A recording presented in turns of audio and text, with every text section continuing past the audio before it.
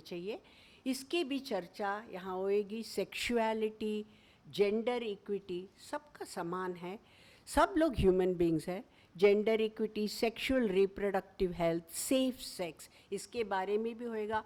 आप लोग सब में अपनी सोच विचार बताएंगे और मार्गदर्शन करेंगे यहाँ भी, और इसके आगे भी सब लोग, माता पिता समूह के लोग, आप सब लोग मिलके ये तैयार करना है।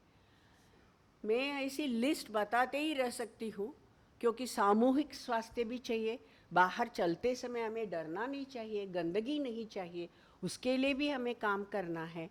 वैसे ही आर्थिक स्वास्थ्य भी बहुत ही ज़रूरत है, क्योंकि ये इस उम्र में हम आगे के आर्थिक स्वास्थ्य के लिए पढ़ाई करते हैं, तैयारी करती हैं।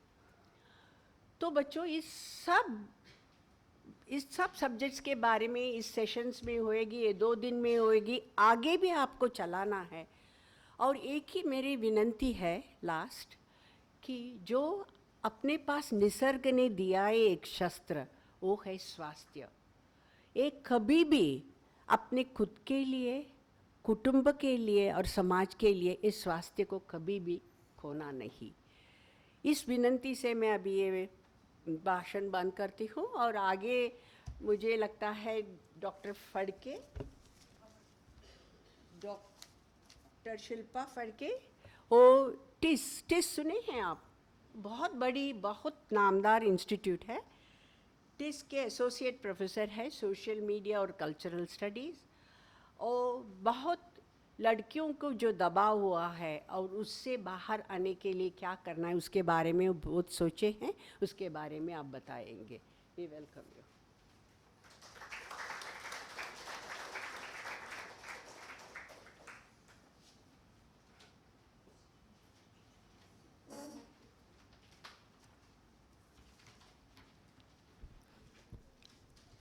Good morning. Thank you doctor Shanti and thank you Sneha. मैं यहाँ आकर बहुत खुश हूँ।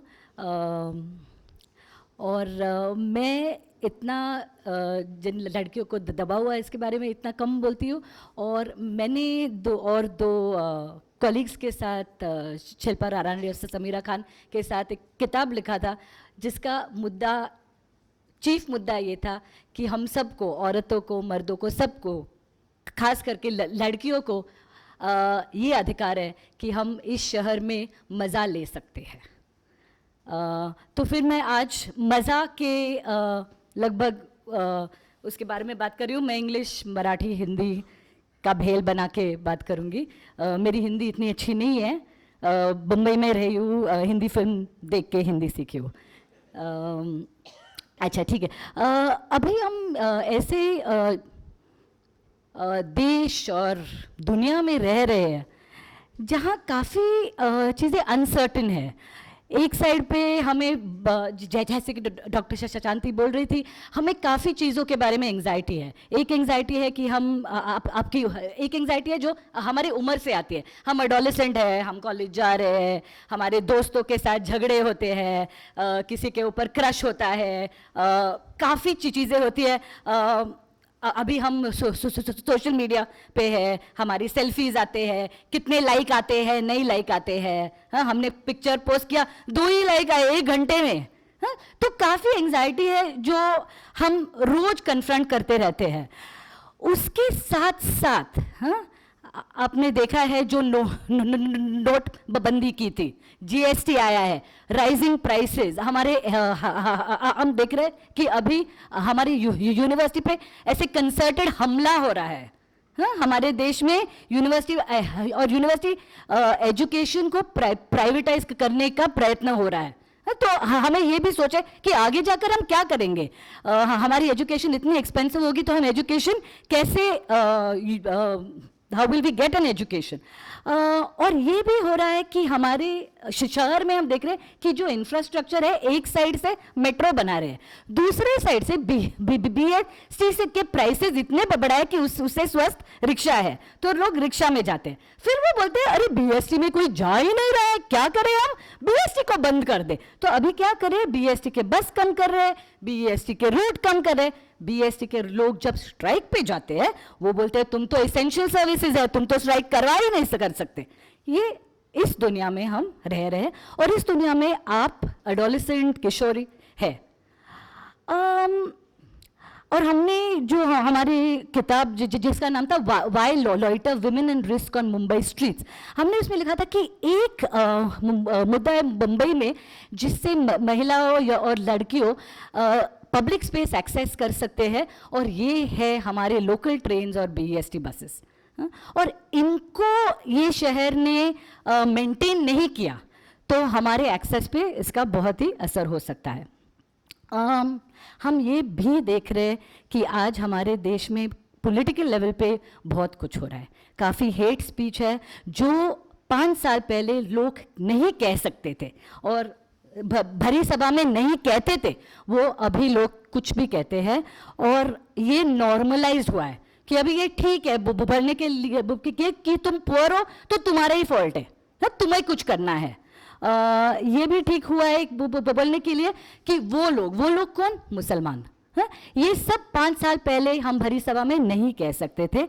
हम ये भी देख रहे हैं कि डिस्पाइट द फैक्ट कि अभी हमारे सुप्रीम कोर्ट ने 377 को रीड डाउन किया है, यानी कि लड़की को प्यार कर सकते हैं और लड़के को प्यार पहले भी प्यार करते थे, लेकिन अब ये हमारे संविधान के इससे ये लीगल हुआ है।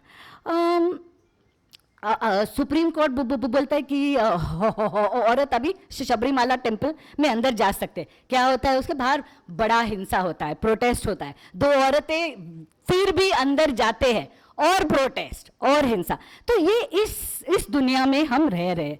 फिर भी हमें काफ़ी चीज़ें हैं जिसके बारे में हम होपफुल हो सकते हैं। ये सुप्रीम कोर्ट के डिसीजंस, काफ़ी डिसीजंस अच्छे रहे, कोई डिसीजंस अच्छे नहीं रहे। 377 के बारे में अच्छा डिसीजन आया था, शबरीमला के बारे में। और एक और चीज़ हम बहुत होपफुल हो सकते हैं, जैसे कि मिस्टर नारायण ने कहा था कि आप सब यहाँ हैं, आपकी एनर्जी है और आप अपने लाइव्स और दूसरों के लाइव्स ट्रांसफॉर्म करने में आप काम कर रहे हैं।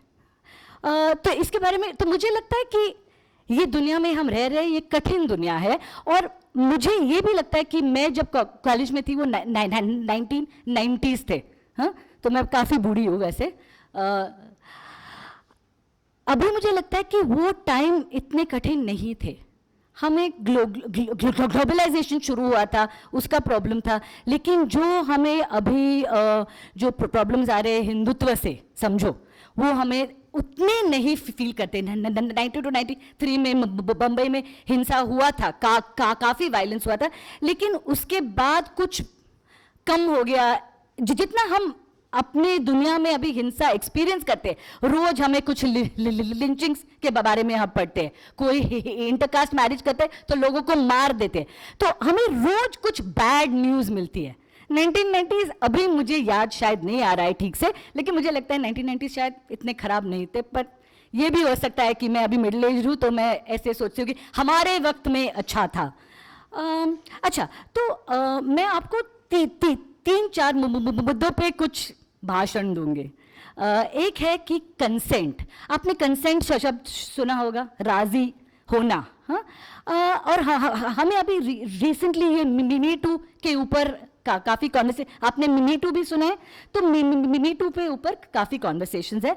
और मी टू ने हमें ये याद दिलाया है कि सेक्सुअल हैरेसमेंट सब जगह है। हाँ, और ज़्यादा करके दोनों बॉयज़ और मर्दों भी सेक्सुअल हैरेसमेंट एक्सपीरियंस करते हैं, लेकिन इतना कभी नहीं एक्सपीरियंस करते जितना लड़की और महिलाओं एक्सपीरियंस करते हो। महिलाओं इसलिए ऑफन कंप्लेन नहीं करते क्योंकि उनको लगता है उनका जॉब जाएगा और वो अपने घर में ये बताएंगे कि हमें सेक्सुअल हैरेसमेंट हो रहा है, तो उनके फैमिलीज वो बोलेंगे आप अपना जॉब छोड़ दो, और उनको खरगिस उनका जॉब नहीं छोड़ना है। तो लोग अभी पूछ रहे कि लोग अभी 20-20 साल के बारे में 20-20 साल के बाद आप बोल रहे कि एक्स ने मुझे सेक्सुअल हैरेसमेंट किया, 20 साल पहले क्यों नहीं बोला? उन्होंने 20 साल पहले इसलिए नहीं बोला क्योंकि उनको डर था कि उनका जॉब जाएगा, उनकी फैमिली बोलेगी तुम घर में ही बैठो, ऐसे बाहर हो रहा है तो बाहर ही मत जाओ। तो महिला बोलती नहीं है। और हमने ये भी देखा है। और मुझे लगता है कि ये जो कॉम्प्रोमाइज हो रहा है, जो महिला बोल रहे ठीक है मैं कुछ नहीं बोलूंगी, क्योंकि मुझे मेरा जॉब करना है, ये एक एक्सेप्टेबल कॉम्प्रोमाइज़ नहीं है, ये हमें मंजूर नहीं है। हाँ, तो ये एक है। दूसरा, हम देख रहे हैं, आप हिंदी फिल्म में देखते हैं, काफ़ी जगह देखते हैं कि हमें ये बताया जाता है कि समझो एक लड़के को किसी लड़की पे प्यार होता है, तो वो नहीं बोलती है, तो हिंदी फिल्म हमें ये बताता है कि तुम्हें सच्चा प्यार होगा ना तो तुम उसका पीछा ही करोगे। हाँ, तो उसको ऑलमोस्ट टॉक करोगे कि उसके पीछे, और फाइनली ऐसा होगा कि वो तुम्हें प्यार करने लगेगी। ये सिर्फ हिंदी फिल्म में होता है।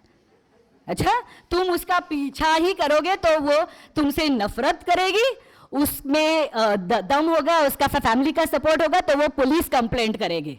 कोई ना बोलेगा तो ना है। हाँ, तो ये भी सुना होगा आपने कि नो मीन्स नो।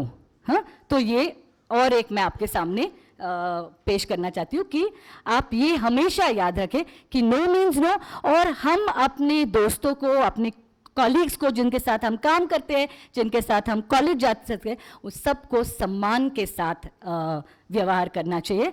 और ये बहुत ही महत्व है कि हम देखें, हम रिकग्नाइज करें और हम रिस्पेक्ट करें कि नो मीन्स नो। सेकेंड चीज़ जिसके बारे में मैं बात करना चाहती हूँ कि ये है रोमांस, लव और ऐसे कुछ चीज़ें। हाँ, एक चीज़ ये मी टू ने किया है कि हमें सबको एक दूसरों के साथ थोड़ा सा संभाल के व्यवहार करना सिखाया है। हाँ, हम कभी कभी सोचते हैं कि मैं ऐसा बोलूँ क्या, ये ठीक है क्या, क्योंकि हम देख रहे हैं सब जगह कि औरत तो अभी बोल रहे कि किसी ने मेरे साथ ये बोला, वो बोला, ये व्यवहार कर,